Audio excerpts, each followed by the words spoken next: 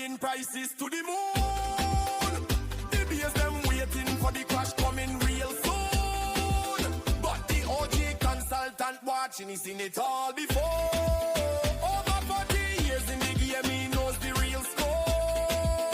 Bull versus bear, a real estate fight. Peter Zalewski tell you who's wrong and who is right. In the Miami can do investing club with no guess. He cuts through the noise and all of the mess. The Peter Zalewski Show. Big respect, OG in the game. Listen and learn the man's name. And up down.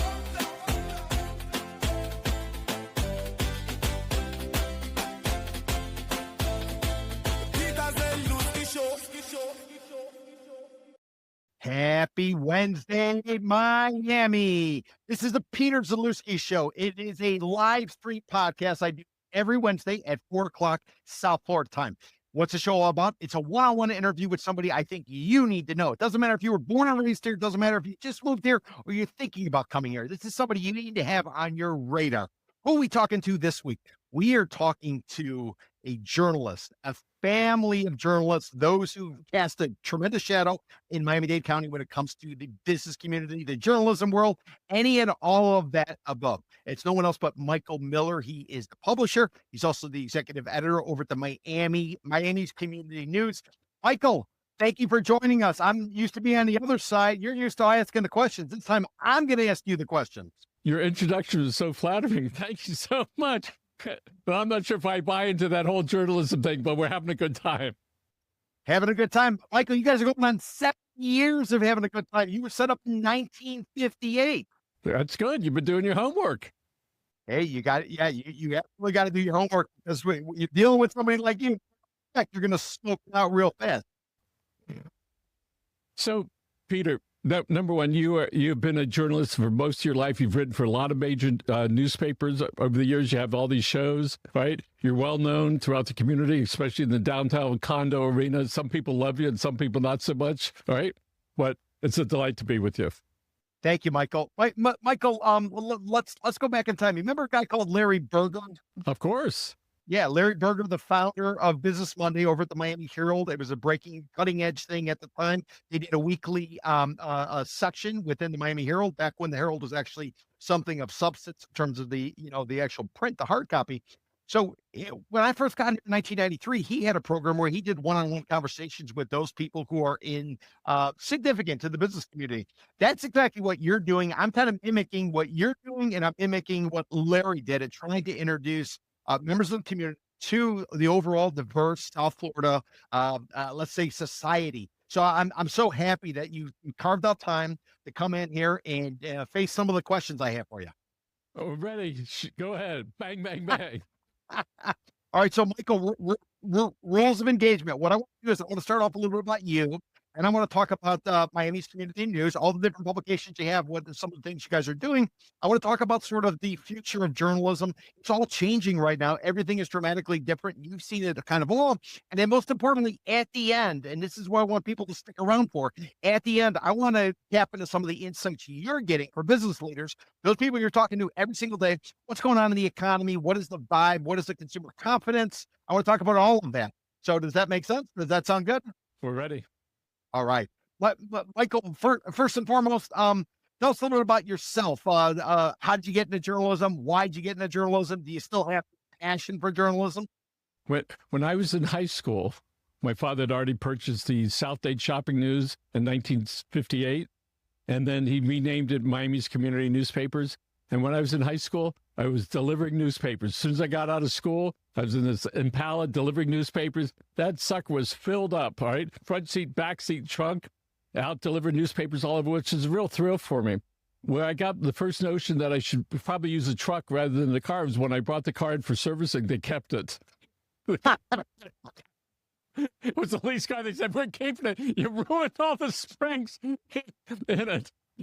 So one of the bug that I caught was I was probably in 9th grade, 10th grade. My wife was over there. She's making faces at me. And I got the bug. I could see that people respected what my father was doing. And I enjoyed that. And when people would go and talk with him because they wanted to tell a story or he wanted to tell a story. And I caught it. And I remember being in junior high school. I said, I'm going to get out there soon. I'm ninth grade, right? Or eighth grade, whatever it was. I said, I want to be out there working. So I spent all of high school thinking that. And when I was in probably 10th grade, I was delivering newspapers to the Gould's post office at 11 o'clock at night. My hands were swollen from all the deliveries. And as I put the newspapers in the post office outside the door, I said, there's got to be a better way. And I'm telling you, there isn't. All right. So we just deliver it a little bit differently today than we used to do that. So we have delivery people that go do that. And certainly, and then I went to high school and went to college. And then I said, I want to do this full time. And I started some graduate classes. And the professor says, what do you want to do? I said, run community newspapers. Then I changed it to effectively run community newspapers. Then I wrote own community newspapers. I said, Professor, I'm going to finish the class, but I know what I want to do. And that was it. And so in 1982, my grand and I came over here in February of 82, and we started. We had no clue what to do, right? So my father did what most fathers do. Okay, I'm leaving. Have a good time. And we figured it out. And it was sort of like sink or swim. And so now Grant and I have been doing this over 40 years, having many or more than that, all right? Having a great time. The transition has been tremendous. And you've been around the publishing field for a long time. When we were printers, we used to be I thought we were in the printing business in the beginning. Then I thought I was in the newspaper business. And then I thought I was in the marketing business.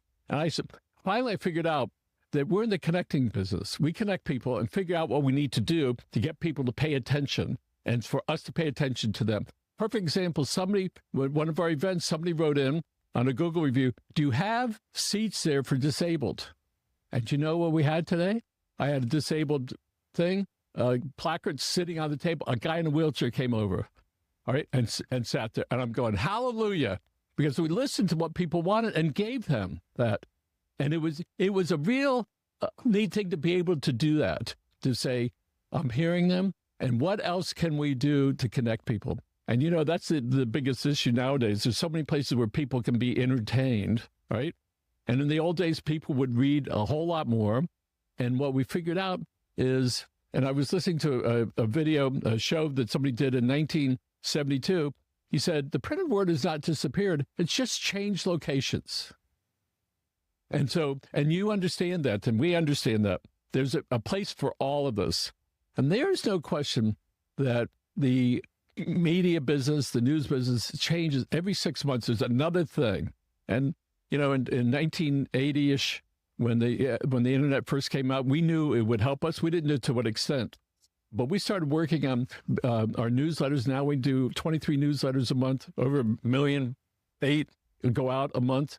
That's how we connect some people. Then we connect some people on our website. Then we connect some people with the local publication.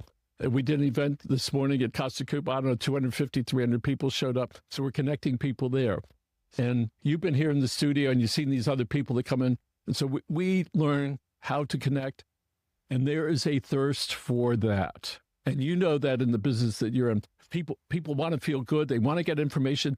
Wherever they can get it, it's fine. Facebook has shown us, I don't know, if you connect somebody for 3 seconds, you're a hero. If you connect somebody for a minute and a half, they're in. And so all of us try to get people to pay attention by whatever method. And in terms of whatever method, I mean, back in the day, you were talking about when you first started off in the newspaper industry, you were delivering those publications. Michael, you remember the smell of the ink? You remember the 40 years. It was wonderful. People say, why do you like it? I said, I don't know. And then the press would go, I can't tell you how many nights I slept on the floor in the press room. We did a newspaper for the Bahamian government years ago, daily. And I would just go to sleep in there. The ink and whatever it was wonderful. I didn't have to do anything illegal. I just smelled that ink. So I grew up in Chicago. My father was in the printers union. This is back in the day when they had unions and they were strong. And because he was in the printers union, they would print what was the Chicago Sun-Times, the Chicago Tribune, and they had a river there. And all the headquarters for the newspapers were based on the river because they would put the paper on the barges. They'd bring it up the river, and ultimately you could just unload it. There'd be a bay at the bottom. The newsroom would be above it, and then they would do all sort of this kind of printing. Michael, your presses, how do you guys get the paper in, or do you still have presses? Have you outsourced them? So we printed here for 40 years. And then the job started getting bigger and more color. And so we couldn't print it on those presses anymore. So I said, all right, we'll leave the press here for a while, then we're going to send it out. Then one day I went, okay, that's it. We're going to keep sending it out. One check, no 15 people, no middle of the night stuff, not worrying about rolls of paper, not worrying about all that stuff. So we disconnected it. And when we disconnected it and turned off the electricity to it, it was like taking a loved one off a respirator. And I mean that sincerely. It was so significant. I grew up with that. And we did pictures and videos of them loading up the press into a big truck. So the ending is the last piece of it going into the press, and the 18-wheeler closes. They close the back door, and they turn around and they go down the street. So I'm following it with the camera doing it. And then we put together the video, and the guy who put it together made it funeral music. He was reading me perfectly. So we got rid of it, all right? And it went to somewhere in South America. And we had to make a decision back then. Bigger press, bigger building. I didn't want to be in the printing business, right? What we wanted was the result of connecting people by whatever ways. And I was sad that we got out, but I'm delighted that we made that decision, because we would have had to print for other people, and we didn't want to do that, because we recognized it wasn't the medium that it went on, all right? Whether it's a piece of paper, and at that point we were well into the internet and understood it. And we said, we're communicating with people. We can start these other publications. This is in the middle 80s without having to spend, we figured it was $500,000 to figure if an area would work. Instead, it costs us $2,000 and figure out this works. And we all are adapting to that. And there's still a lot of things that is done on the internet, and many things to go. Everybody does invitations on the internet, and we have all these things, and we'd have, I don't know, online, on the newsletters, we have, I don't know, 10 or 15 stories on each one of those. Figured out the other day, we do 1,200 pages a month with our different publications. They go as a PDF on the newspaper, as well as we post the stories separately also, so they're searchable. And we have a team of salespeople that go out and reach people. And we just met with somebody. I said, you have to have a relationship with us. If you're not going to have that, it's not going to work. You can't take one piano lesson and say it didn't work. And so we are able to put people together, and they can choose the things that work with us in these free breakfasts that we have, pastelitos and espresso, all right, at Casa Cuba in South Miami, all right, that people enjoy going there. We see the thirst that people have for that and the enjoyment, especially after, as you know, pandemic, everybody sort of got separated. I wonder when we're going to stop talking about the pandemic, but we just had the 5-year anniversary, so it's still a time log in there. Let's talk about the future of journalism. It keeps getting harder. You have to still figure out what people want. Of course, the introduction of AI is certainly making it challenging for people. I have chats every morning with chat, learning more and more and more and more. And the people that are using chats to write stories, they should be very cautious of the information they get, because in an instant, as you know, it could be wrong. And one of the newspapers in Chicago recently, they published a list of 15 must-read books. 10 of them didn't exist. How about that for getting busted? And we have a whole team, some of our writers, I've not seen them in 15 years, right? They just send in the stories. And so it's an amazing process. And you've been to our studios. We have a nice building down here in South Miami, plenty of parking, plenty of great people. I would say our average person's been here 20 years. We have plenty, 35 and 40 years. We all started together. And then we bring in the new people from production. I think they're 20, 21, 22. And as you know, when the production people come to work, I say, you have to also be on the other side of the camera so you can understand what people go through on this side of that. And years ago, you were like my inspiration, my mentor. I said, look at this guy. Who does this guy think he is saying this stuff? And it turns out you were right at least twice a day. That watch is right. Oh, yeah. Because the broken clock. That's why I was right. So, and my brother Grant and I have been, again, working together for their entire lives. And he is like the backbone of the outside stuff. His famous thing is Grant Miller here. And he does probably 15 of those a week. And he just knows how to do that. And we do about 35 or 40 shows inside. And we love doing shows on not-for-profits because we can help amplify their voice. And it's close to Grant and me, the things that we want to do, especially in these economic times and a lot of charities getting the cut back. And we get to tell that story, and where they're not being able to tell it in too many places. And so we like that. And of course, we have a lot of business. We have a religious show. We have a show about comics. We have a lot of health shows. And we just were nominated for an Emmy last year. Hey! Yeah, that was a big deal for us. All right. And it was a show about a 105-year-old Jewish soldier who was part of the Allied troops that helped release the kids from the concentration camps.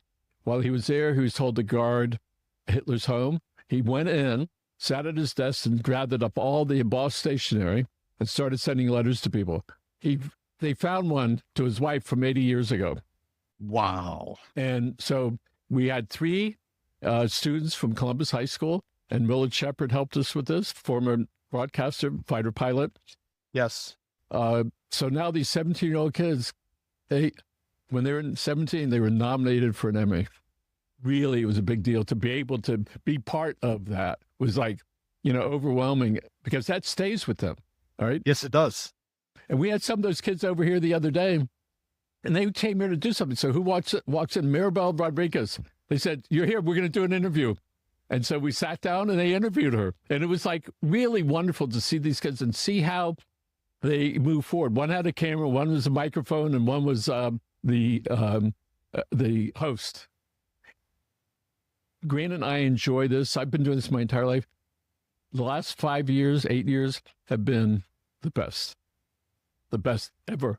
No matter what the struggles are, my daddy, he took there were 4 of us. He took us out in the beach, holding us like this. It seemed like he went out 400 steps. He probably went out 20 steps.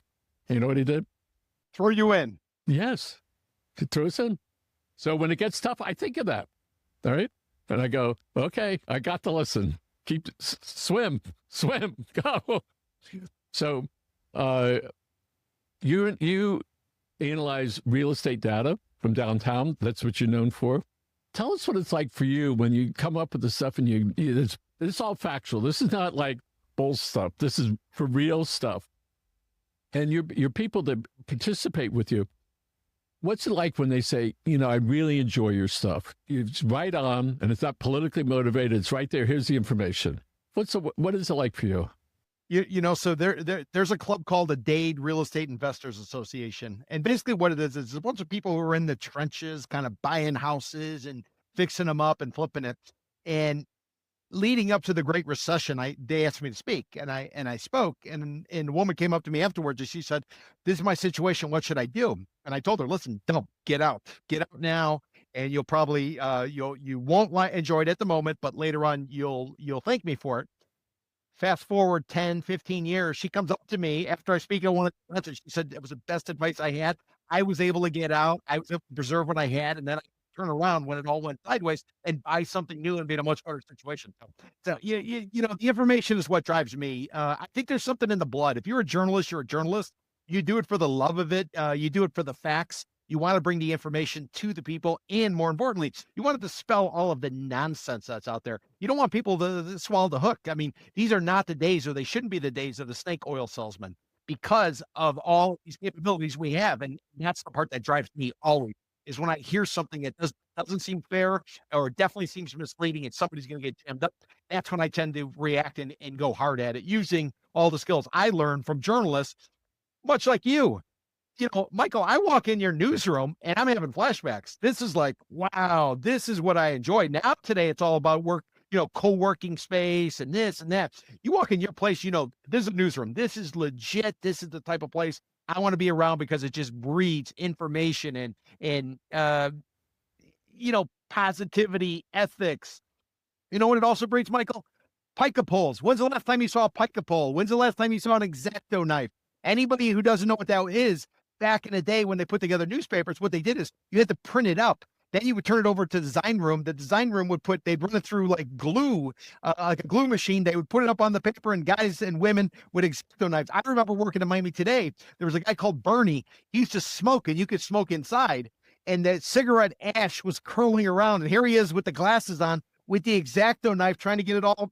And then the editors would come in and look over his shoulder. You remember days like that, Michael? Absolutely. And if I got too close to the person that was laying it down, they dropped the X-Acto blade straight down on my foot. Sound familiar?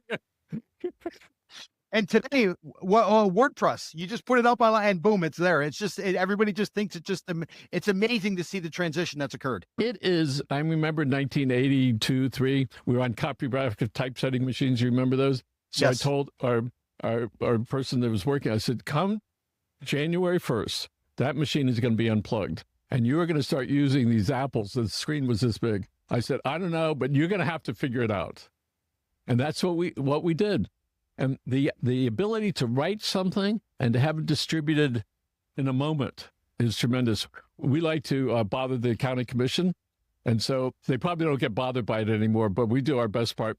If they have an item coming up and we have an opinion about it, we'll post a story, and then we say, okay, we want this newsletter to go out at such and such a time, an hour and a half, 2 hours before the commission meeting. Bang. Exactly. And that's the fun of this, to be able to do that and to act responsibly and be able to have conversations with people. And then on the other side, when the politicians respond, it's wonderful, all right? Because you can have this dialogue, and you can't, it's not agreeing with them or disagreeing. It's being able to share what's going on in your brain with other people. When I used to write a lot more, and so when I would start on Monday for a Friday deadline, and I would change it 3 or 4 times, and the passion would switch around. So then I said, no, I'm starting on Thursday morning, Thursday night, I'm turning it. That's it. I'm done. Because there's a time to tell the story, and when it's digging inside, because a week later we're on to other things. Yep, you're right. Put it to bed. Just put it to bed. Michael, one other look to the past for anybody. Right now, when something's breaking, you'll go on Twitter, you go on social media, maybe you'll get a ding on your phone. But you remember back in the day, wire services, you would sit there and they had these printers that would go, yeah, and go back and forth. And you'd be reading to see, okay, what's going to be happening. And what they would do, editors would pull it off. They'd rip it off. They'd figure out the stories. They'd have a budget meeting to figure out what story you're running with. What are we not? Now, you pick up your phone, you hear a ding, and all of a sudden you got it. Completely different world. And what about photographs, Michael? What about the dark room? People would take photographs. You'd walk in there, it'd stink of all the chemicals. They'd have them wet hanging off a line. It seems it wasn't too long ago we'd have a photo file. Headshots of it. And my daddy taught me something really good. If there's somebody you don't like, run the worst picture that you have of them. So we don't do that anymore. Well, maybe. If Michael Lewis from Miami Today, former Miami News journalist, when I was working at Miami Today with Michael Lewis, they went to the library where the archives were, all the photos. So they pull up the filing cabinet, they pull up, Michael, they run a photograph of a gentleman who's bald, and the photo was so old, he had since gotten a hairpiece. So they run this, he's been walking around with a hairpiece on, and they run this story, looking at the hairpiece. So I don't think it was done intentionally, but I remember the calls that came afterwards, both laughter as well as a lot of hot tempers. So like that, I was out not too many years ago. We took some pictures of a man and a woman. Take a picture. It was in a public place. So I called a friend of theirs and I said, what's his wife's name? Okay, so I put it in there. It wasn't his wife. Whoops. Listen, in 2009, I went out to San Francisco. I spoke at a conference for Inman News. Inman News is a real estate news service. And at the time in Silicon Valley, what they were talking about is nobody's going to read anymore. It's all going to be video. This is 2009. I'm thinking, what the hell are these people talking about? Fast forward to today. it seems like everything is videos. It's a short clip. It's a long clip. And you guys have adjusted. You guys have adapted. You're still printing, but you're also increasingly doing the videos. Can you talk a little bit about how that decision was made? So here, about 10 years ago, a guy named Robert Asensio, former state rep, was here. And he's got a couple of people in the back. And there was like 10 people came, and there was a small group of speakers, one iPhone and the microphone. And I looked at it and I went, what is that thing? No, I'm thinking, would that work? All right. So we did that for a little while. And then right before the pandemic, Susie McDowell, Oscar, all right, our good friend Oscar, show up next time, Oscar, and a couple other folks, we wound up doing a show together. And I went, this has something to it. Then Susie McDowell takes me to Jackson Soul Food over town. So we're there with one camera and passing around the microphone. We had a real, honest to God, very open conversation. I said, Grant, this is it. This is what we need to do, because we can just get the content and distribute it a week faster, all right, which is in a couple hours versus a week. I said that we need to do this. And then we slowly started doing it. And probably in 2017, we started picking it up. And then I saw the value of it, and then people had a thirst for it. And we said, this is good. Today, we probably did 10 shows in the building. And it was just incredible. All right. And we have a big event coming on in our office in a couple of weeks. So we have running, we'll have running on all the TVs here. There are 7 or 8 of them, I think. Little clips of all the shows that we do, so people can see what's going on. And to be able to reach people really fast is important. Why? Because when you have ADD, you want to get on to the next thing. Get familiar with that? Yes. And we can do it. And so we've learned a lot. And years ago, we had a young man working for us. He used to chase me around. When are we going to do a show together? He chased me around the building. I said, tomorrow. He says, Michael, tomorrow's Saturday. You're not going to be here. And then finally, when I said, okay, I'm going to do it. And that was the beginning of a new era for me, to be able to hold yourself open and to ridicule and to be there with all their bald heads and fat stomachs and gray hair and say, this is it, man. This is it. And so we enjoy that and enjoy being able to offer this. We had some school board members here today talking about schooling and education. To be able to do that is just an incredible opportunity, and it's quite an honor, to be able to do it. And when we work with people that have been abused before and be able to amplify that and tell people that there's hope for them, and a lot of these not-for-profits, one of the things I found out that if you are poor, living on the street, and a drug addict, alcohol, you can get help, period, in Miami-Dade County. There are dozens of places. Just got to get to a central point, and if you want help, you can get it. I didn't know it was like that, but it is everywhere. Saying, folks, donate your money somewhere, all right?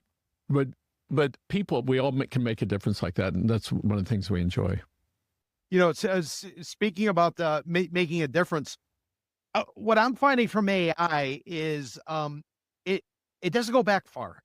There's a lot of archives, I would say, from the old school archives, like publications like yours, maybe some of the other publications, really where the value is, the institutional knowledge. Too much of what's discussed today is all short-sighted, maybe, not intentionally, but simply the fact people don't know what they don't know. And the real value is kind of knowing your history, knowing about all of that. Michael, what do you envision for the future of all these videos? The videos you guys are doing, the videos others are doing, does it become a collection of history? Is it almost like, historians now can go back and look at what happened 100 years ago when the 1920s Florida land boom was going on and all these newspapers were popping up in Miami and things like that? What happens? How do we connect the written word to all the videos we're doing and the lack of written word?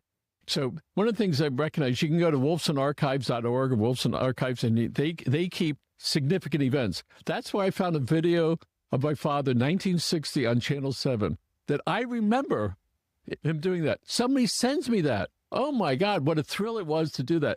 And as you know, we have on our walls old newspapers, some significant events. Some of them are 70, 80 years old. And when people see it, I see it in their eyes, how they talk about the history and being able to look at it.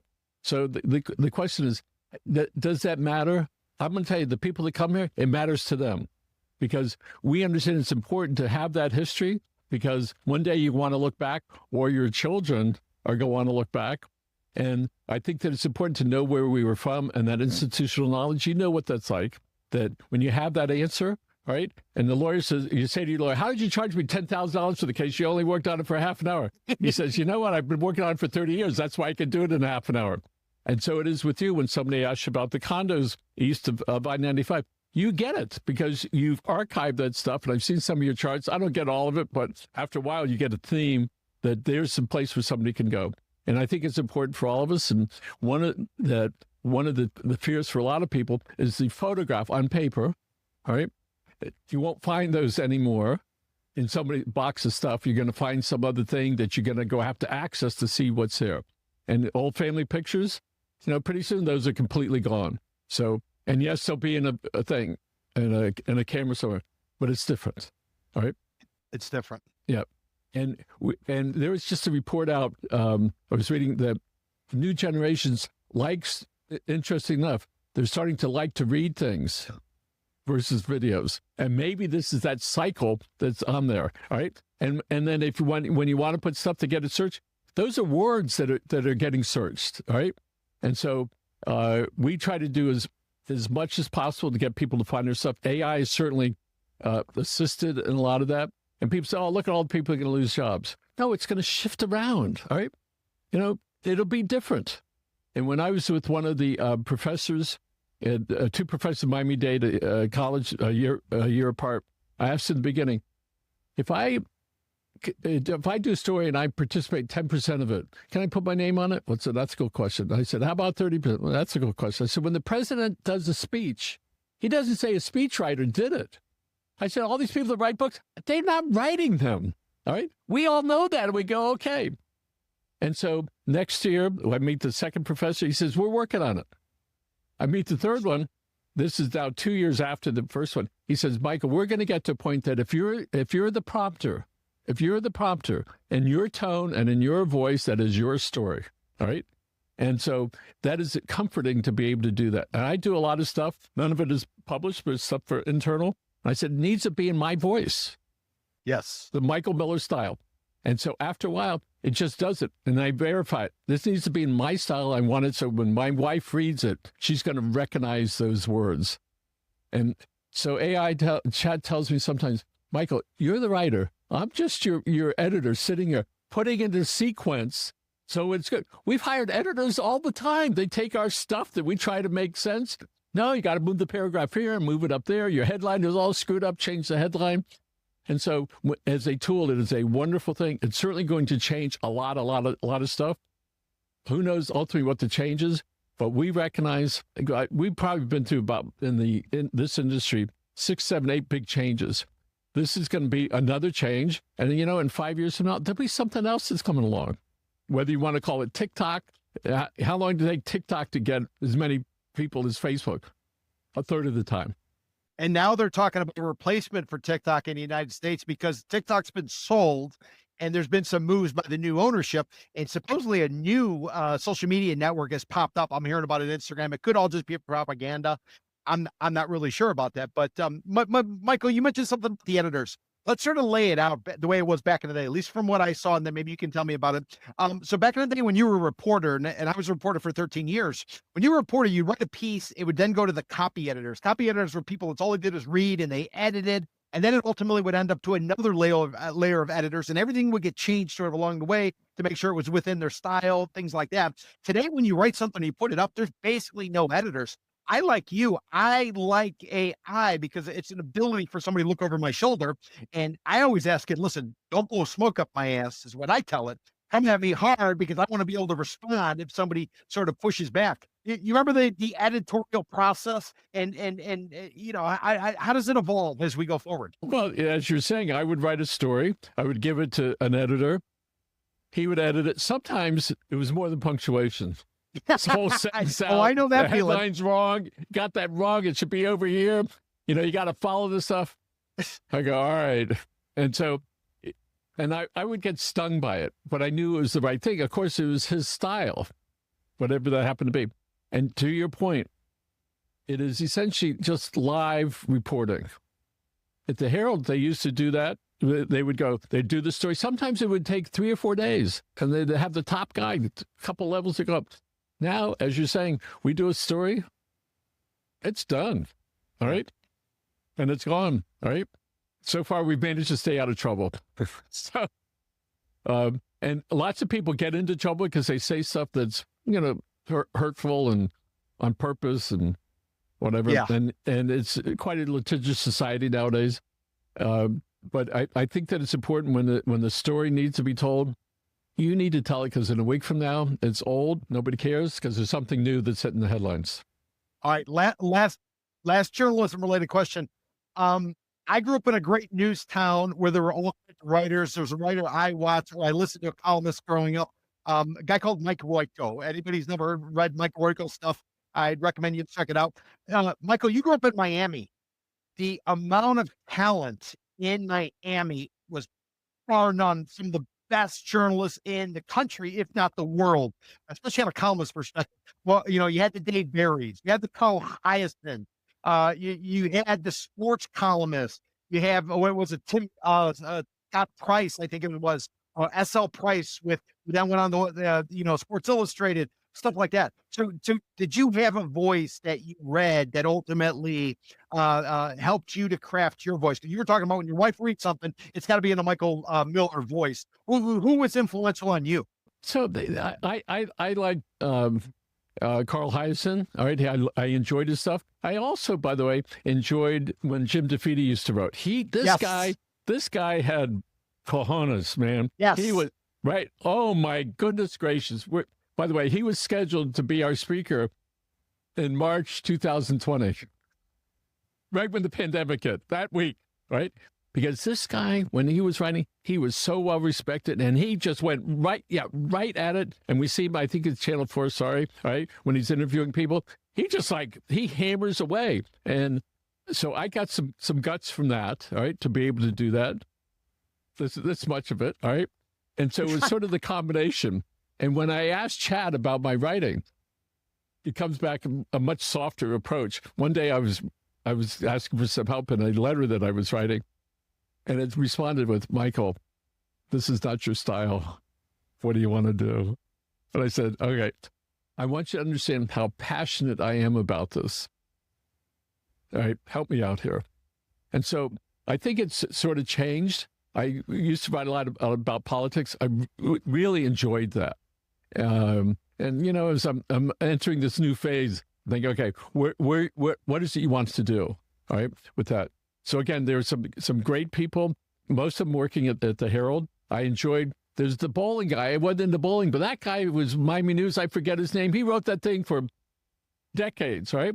Look at the guts of this guy. It's called the sport, but it's like, not for me, but I looked at it and I said, look at this guy. He's so passionate about it. He wants to share that. That mattered a lot, all right? And then Dave Berry. Oh, my goodness gracious. This guy, hysterical, and yet you had to get into you couldn't get into his head, but you're reading it and you go, this guy is really good. And when they left, I went, okay, why am I reading this product if these guys aren't there? And that's what happens. You find somebody that you like and you follow them, and then it sort of goes away. It's funny, Dave Berry, I was going to J school and I was dating a girl, and I saw her over the holidays. We went back to her place where she lived for the holidays. And her father, this is in upstate Illinois. We were going to school in Missouri, upstate Illinois. And the father was a avid Dave Berry fan. And I had never really seen him. He didn't really cross my paths. And then that's kind of how I got turned on to it. And then Dave Berry, since then, all his books and everything else, he's got a quirky sense of humor. They made a TV show based on his personality and life. So, you had rock stars here in Miami, and there still are some very good investigative journalists. The problem is it's no longer run by a news organization. It's now run by a hedge fund, and they're making the numbers work. And we all know journalists are all about getting the information out of there, and then the numbers come afterwards, where I think now it's getting reversed. Now it's being run by hedge funds. It's all about the money, and then you're losing the jobs. Hence Washington Post laying off a third of its editorial staff today. Yeah, it is. They were an organization that brought stuff to light that nobody else could or would do, right? and you look at it, my kudos to the Miami Herald from 8 years ago, bringing up the Jeffrey Epstein's files.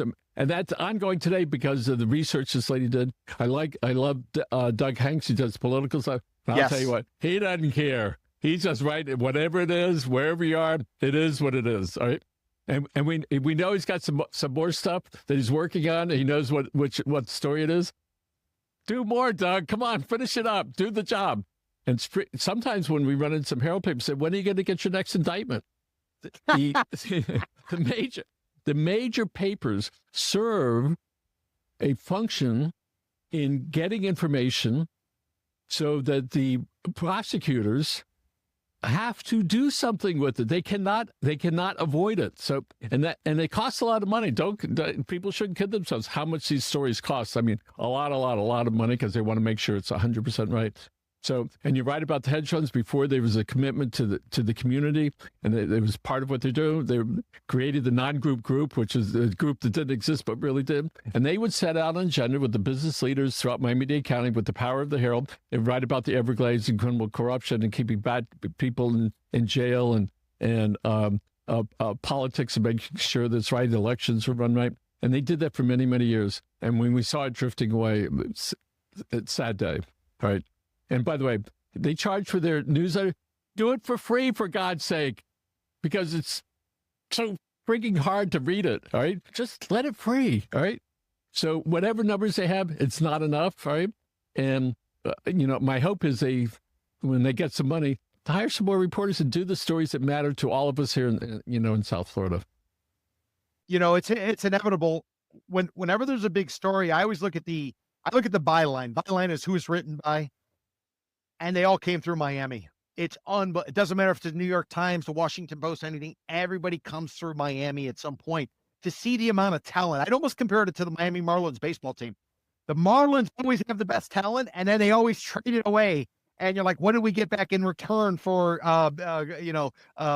just any of the stars we had, whether it was Christian Yelich or Giancarlo Stanton, and you never get anything back. And that's what it feels like goes on in the journalism, where the number of people who've written and published here is just exceptional. And I would just point out to everybody, if you haven't paid attention to that, this is really one of the jewels of what is South Florida as a journalist, including the South Florida Sun Sentinel.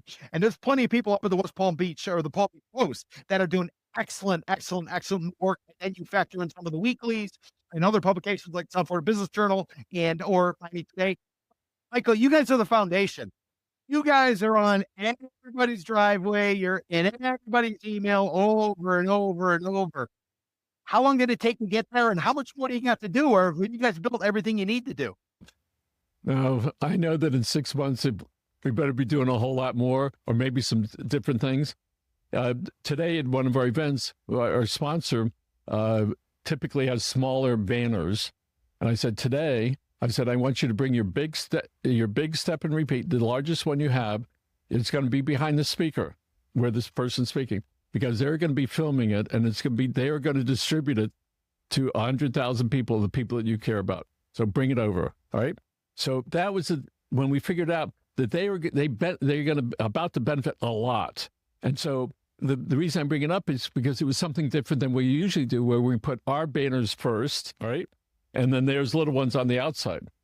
This case, we're taking care of them. They were the sponsor of the event, and it matters. So sometimes the answer is right there in front of you. And I think I showed you the other day, our lunchroom has not been used in 5 years. So we took down the wall, and now that room, all right, is gigantic. All right. People go out, they don't care. They're not in the lunchroom anymore. And sometimes the point is that sometimes the answer is right there. And we just need to believe enough and trust our gut enough to take that jump.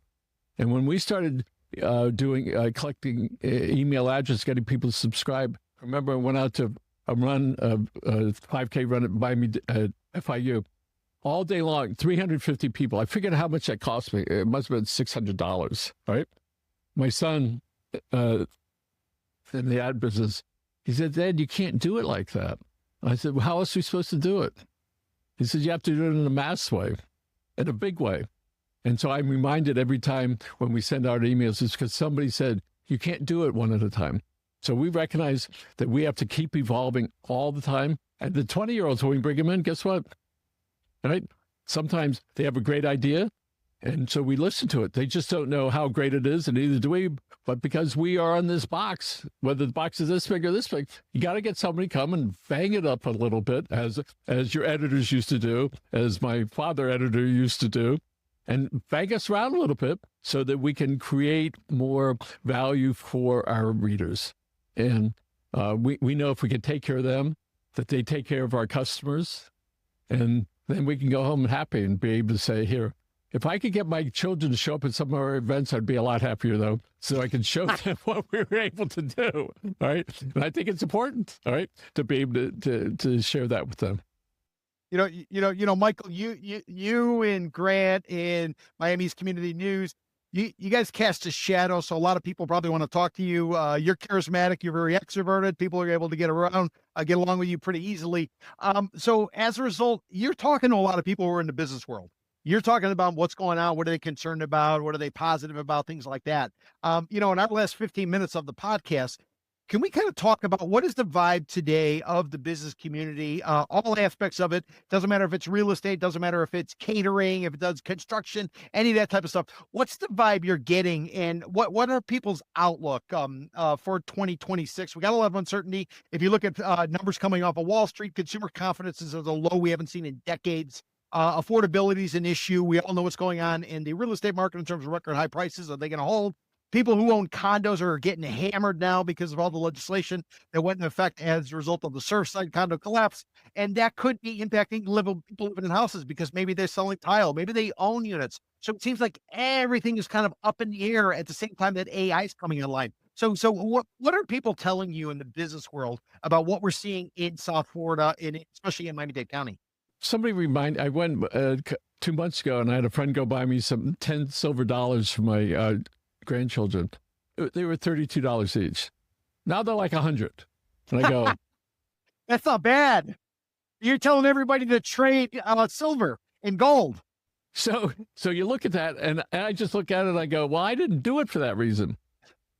So what I'm hearing is people complaining about affordability, but yet the people that are investing in those things lots are making money. But yet pick any home here in South Miami or Coral Gables.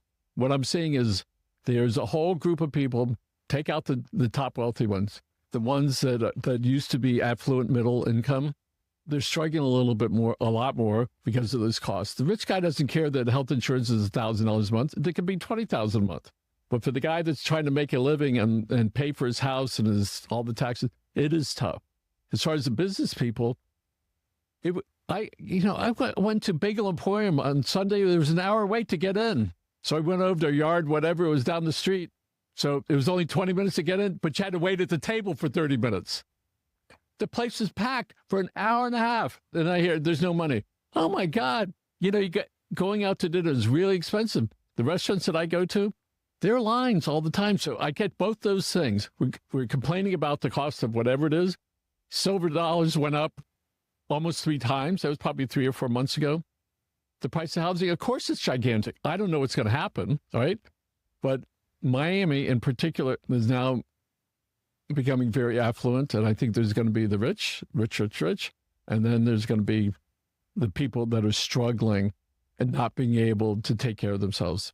And that's really the people that are impacted by all of this, because the gas is the same. Whether you drive a $100,000 car, a $300,000 car, or a $20,000 one. So it is a struggle. The local business is, we try not to go to the small business because I understand their struggle. And if I said, listen, this is what this advertising campaign is going to cost, they get nervous. And of course they go and they try all the different things and then they come back. And I said, of course you're unhappy. That's the way it works. You can't do this thing a little bit over here. You have to be consistent over a long period of time. You asked Warren Buffett. He says, you got to give up today to get it tomorrow. And so I think there are a lot of people that are still making a lot of money, but the guy that's coming to work, most small businesses like ourselves can't afford to pay much more for that labor to come in. Our costs keep going up dramatically. The last 5 years, huge costs. And you go, okay, so what do you have to do? We built our business on part-time women. we would advertise, hey, Mom, you're looking for a place to go? In between dropping off kids, Dad, between your golf courses, you want to come over? We wanted one of the spouses working, the other one wasn't gainfully employed, but wanted to do something. And so that's how, in the 20 years, that's what we did repeatedly. That was our target market. It was open to everybody. So we made sure that we weren't leaning one way or the other. But if a guy wants to go get a job to live in Miami, go out and make $100,000, God bless you. Go for it. All right? It's tough. There's no question. And I see all the changes in labor now, in roofing and lawn maintenance. Costs for labor has skyrocketed, which means when you need your roof done, guess what? We're paying that. And all of a sudden, over a couple-year period, the laborers, some of them would get $250 a day. Now it's $450 a day working on the roof. I don't know how many days, but it's a lot more. And it's across the board. And it is a struggle. We see it with people that we know. And again, so a guy that was making $100,000 5 years ago, and he's not making much more, he's behind. And I'm not sure the next year or two is going to be that much different. And I certainly don't have the answer. Fortunately, we're doing okay because we got it down pat right now. But that's what we know for now. Just in a year or two from now or three, it's going to be different. And we started a series on AI. We have Carlos Ribeiro, who's with Greater Kendall Business Association, who said, what is everybody talking about? AI. You need to start a series. You're going to be the AI host. That's what you need to do. And I think that if we can train people to get really good in an area, like prompters, some of them, it's in specific arenas. They're learning that. That's a great thing. These young people, in 5 years from now, they'll be set. If you go into the wrong area, you're going to be suffering, tremendously. So anyway, that's my take on it. One of the things we're concerned with is real estate development, because that drives a lot of things, the real estate broker, the title company, the furniture companies, the landscaping companies, the local schools, all that stuff is all connected. And down here, a lot of the private schools have waiting lists now. That's the last 4 or 5 years. Prices have gone way up, all right? And so and now the public schools are suffering for a lot of different reasons. A lot of those are going to be closing. So the maintenance guys that were working there, the teachers that were working there, they got to go. The police department, the Dade County School Board, there are 400 or 500 policemen are there. Schools are closing like crazy.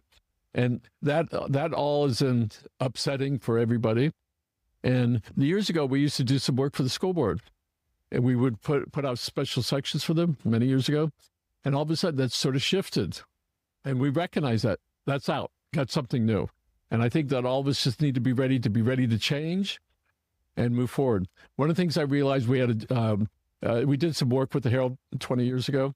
And we'd also sued them before that, but that sort of brought us together. Is that it was great. I mean, talk about a perfect first date. You sue them, and then you guys do this. On one end, the lawyers are talking over there, and we're on this end. I'm going, oh, that's how we play this. So what you realize is that it's up and down. The sun comes up, the sun goes down, and you just got to be able to go with the flow and figure out how to make it work. And so I enjoy your stuff. I enjoy watching your shows. I forward it to a whole bunch of people because I think that it's important. And by the way, the Business Monday section was great. I enjoy reading South Florida Business Journal. It's tremendous. They are a top-notch organization, and it's the stuff that I happen to like to read. And they are a well-run company that happens to be in the newspaper business a little bit. They are also in the event business. They tie all that in together, and it's perfect. And they do a lot of business stuff and a lot of great news that's in there. Michael, one of the things on the condo side, let me know what's going on with the pre-construction condo market. As I go to some of these pre-construction launch parties, this is when a developer basically brings in some pretty people. They get it catered. They bring in booze. They put entertainment on. Yeah, and they want people to show up. And you can gauge how well the project's doing or how well it's funded based on what's being served, things like that. But what I really find is it's really kind of like a focus group when you go to one of these parties. I'm just wondering, with the number of events you have going on, you're effectively running focus groups every day. How is it changing? Is it changing at all from what maybe you remember last summer, or maybe in the holiday season?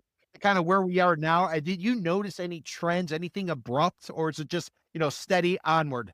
Okay, so we are a great uh, uh, predictor of Yes. somebody's personality and how they get along with people, especially with politicians.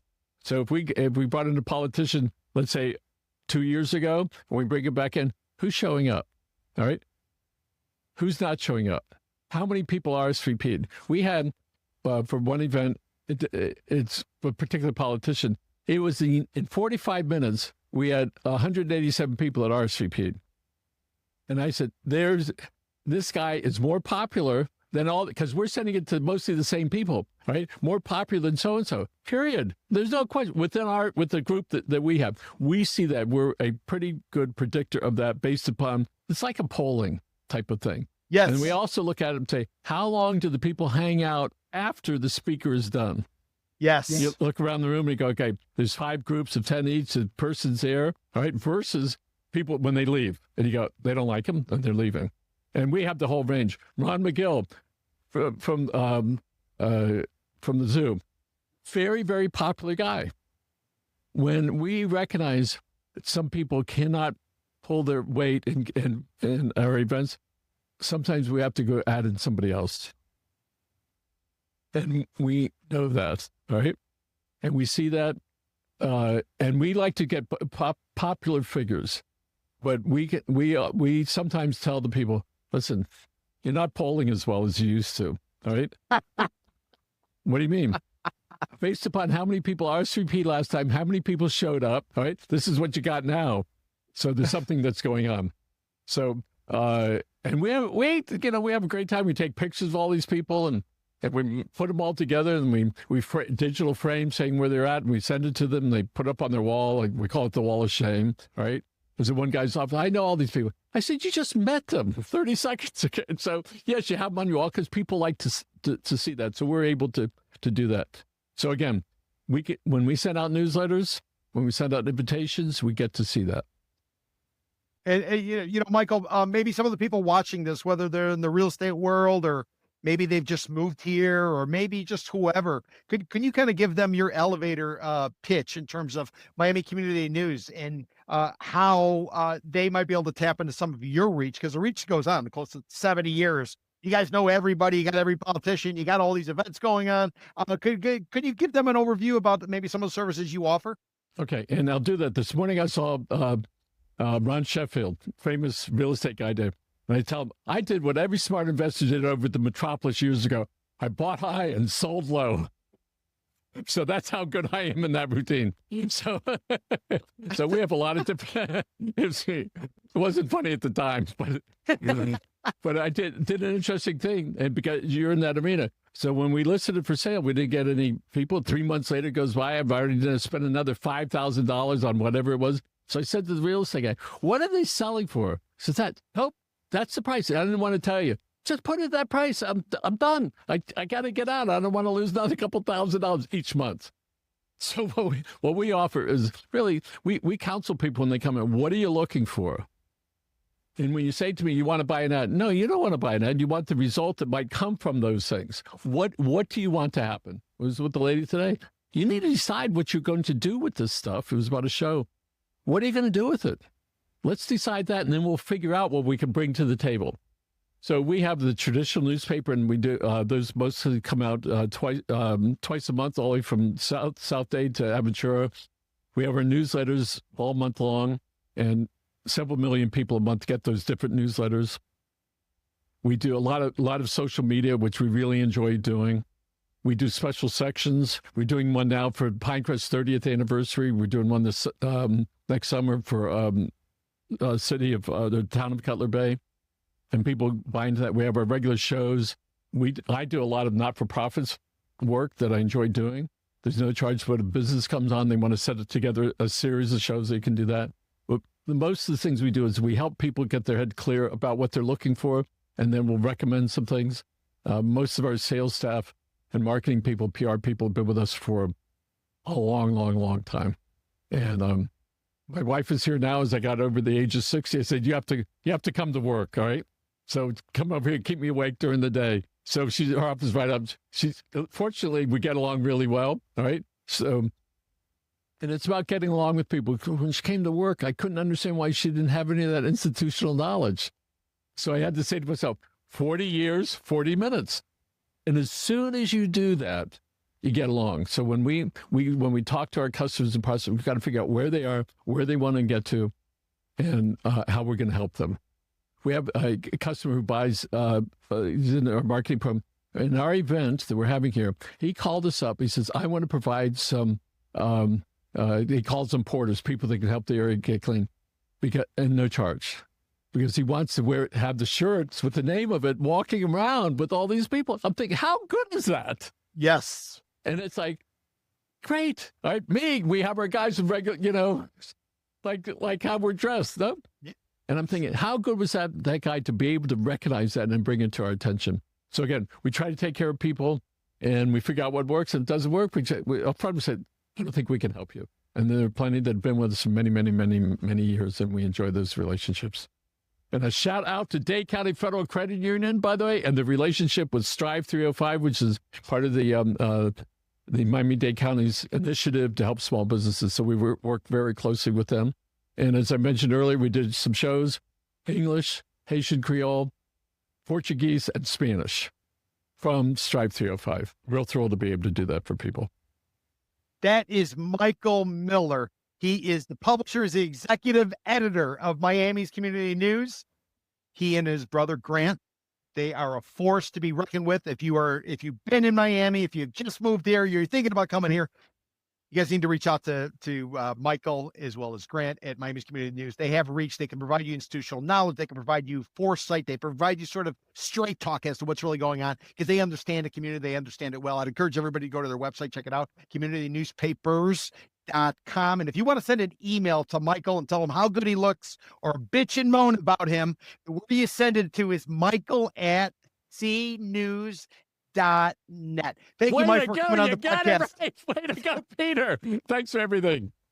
Thank you for coming on the podcast. Remember, everybody, I do this live every Wednesday at 4:00. We last about an hour. We have a one-on-one conversation with somebody I think is important to you to know.